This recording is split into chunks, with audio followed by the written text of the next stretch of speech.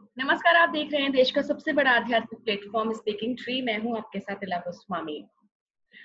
Lockdown वाला ज्ञान में आज हम जुड़ रहे हैं मशहूर योगाचार्य सुरक्षित गोस्वामी जी से, जिनसे हम जानेंगे कि लॉकडाउन के दौरान आप कैसे अपनी इम्यूनिटी का ख्याल रख सकते हैं। चलिए बातचीत शुरू करते हैं। बहुत बहुत स्वागत है सुरक्षित जी आपका हमारे साथ इस चर्चा में जुड़ने के लिए। नमस्कार, हरिओम। सुरक्षित जी, आज हम बात करेंगे रोग प्रतिरोधक क्षमता पर।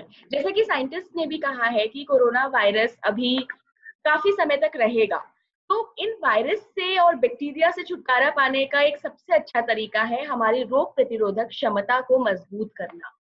तो कैसे हम लॉकडाउन के समय इस समय का फायदा उठा सकते हैं अपनी रोग प्रतिरोधक क्षमता को मजबूत करने में, वो जानना चाहूंगी आपसे। रोग प्रतिरोधक क्षमता एक तो हमारे खान पीन के माध्यम से, शरीर के एक्टिविटी के माध्यम से और मानसिक स्वास्थ्य के माध्यम से 3 तरीकों से हमें ध्यान देनी है। सबसे पहली बात है कि शरीर में जितना गति देंगे, व्यायाम करेंगे, योग के अभ्यास करेंगे, प्राणायाम करेंगे, ध्यान का अभ्यास करेंगे, ऐसा करने से हमारा शरीर स्वस्थ होने लगेगा और उसकी रोग प्रतिरोधक क्षमता का विकास होने लगेगा। यदि कुंजल क्रिया का अभ्यास किया जाए तो वो बहुत ही लाभकारी होगा।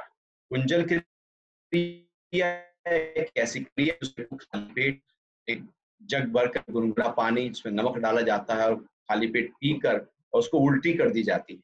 उसमें कुछ सावधानियां होती हैं, लेकिन कुंजल क्रिया बहुत ही लाभकारी होती है हमारी रोग प्रतिरोधक क्षमता को बढ़ाने में। यदि किसी को नजला जुकाम भी हल्का फुल्का रहता है तो भी यह बहुत ही लाभकारी क्रिया है।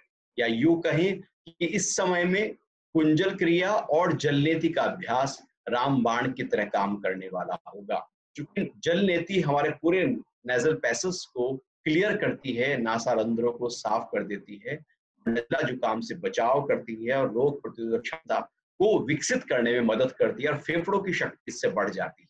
तो ये अभ्यास साथ ही साथ गिलोय का काढ़ा यदि रोज लें और लगातार 3 महीने तक हम ले सकते हैं। थोड़ा हल्दी का सेवन करें, अश्वगंधा पाउडर यदि सुबह के समय आधा चम्मच, थोड़ा चौथाई चम्मच, जो छोटी वाली चम्मच है वो जरूर लें।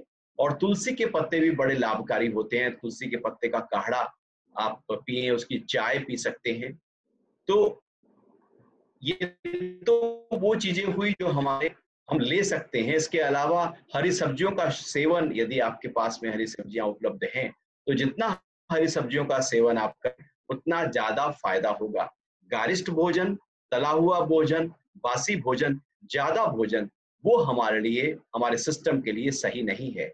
गलत समय किया गया भोजन भी लाभ नहीं देगा। तो नींद की क्वालिटी पूरी हो, नींद अच्छी हो, बेहतर हो, मन दिन भर अच्छा हो, का समय ठीक हो और भोजन अच्छी तरह से चबाकर सुपाच्य, हल्का, पौष्टिक और सात्विक भोजन हो, जो हमारे रोग प्रतिरोधक क्षमता बढ़ाने में मदद करता है। जैसा WHO कह रहा है कि दाल रोटी चावल बहुत ही अच्छा पौष्टिक भोजन, तो उस तरह का भोजन हर घर में उपलब्ध है। तो वो भोजन हो, मन की स्थिति जितनी आप रखेंगे वो हमारे इम्यून सिस्टम के ऊपर उतना ही प्रभाव अच्छा डालेगा। डरा हुआ व्यक्ति का इम्यून सिस्टम कितना भी अच्छा क्यों ना हो, लेकिन डर के कारण से उसके अंदर शरीर पे वायरस का अटैक होने की संभावना पूरी पूरी रहेगी, क्योंकि मन अस्त व्यस्त है। तो शरीर को हमने खाने पीने से ठीक किया, लेकिन मन को भी साथ साथ ठीक करना। हम एक चीज, शरीर को तो ठीक कर लेंगे लेकिन मन कमजोर रह गया तो जहां कमजोरी है आक्रमण वही वहीं से अटैक होगा। है। बिल्कुल बिल्कुल। कोई योग हम कर सकते हैं क्या? छोटे मोटे जो हाँ, आसन है। यदि आप कपालभाति क्रिया करें सुबह के समय, बस इतना ध्यान रखें कि high blood pressure, hyper acidity, hernia या हार्ट डिजीज को इस अभ्यास को ना करें। लेकिन कपालभाति का अभ्यास सुबह के समय खाली पेट यदि 3 से 4 राउंड करें तो बहुत ही लाभकारी है, फायदेमंद है। इसके बाद अग्नि क्रिया जिसमें पेट की पंपिंग की जाती है वो भी बहुत फायदेमंद होगा। फिर खड़े होकर ताड़ासन और सूर्य नमस्कार का अभ्यास हमारे इम्यून सिस्टम को बल देगा। लेट कर यदि कटी चक्रासन, पवन मुक्तासन का अभ्यास किया जाए, सेतु बंधासन किया जाए, उल्टा लेटकर भुजंगासन और धनुरासन का अभ्यास हो, फिर बैठकर मंडूक आसन का अभ्यास हो, और यदि अर्ध मत्स्येंद्रासन हो सके तो बहुत अच्छा है।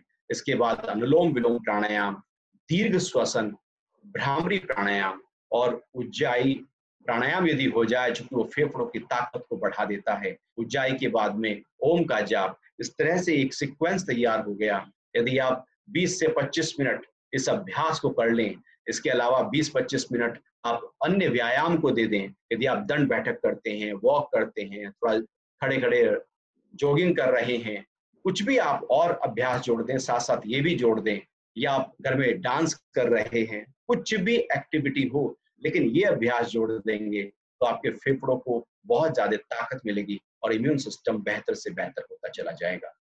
बिल्कुल, बिल्कुल। हम अपने दर्शकों को बताना चाहते हैं कि सुरक्षित गोस्वामी जी की कई सारी वीडियोज़ हैं, जो इन्होंने आसन बताए हैं कि किन तरीके से करना चाहते हैं आसन, किन तरीके से किया जाना चाहिए। वो हम डिस्क्रिप्शन बॉक्स में आपको उन सभी आसन के लिंक दे देंगे, सो दैट आप बहुत आराम से और एक सही निर्देश के अनुसार वो आसन कर सकें। सुरक्षित जी, बहुत-बहुत धन्यवाद आपका हमारे साथ इस चर्चा में जुड़ने के थैंक लिए। यू जी। हरि बिल्कुल, अपने हरि ओम। दर्शकों से बस यही कहना चाहूँगी कि अपनी इम्यूनिटी का खास ख़्याल रखें, घर से बाहर ना निकलें जब तक कि बहुत ज़रूरी काम ना हो। Stay home, stay safe and stay positive. धन्यवाद।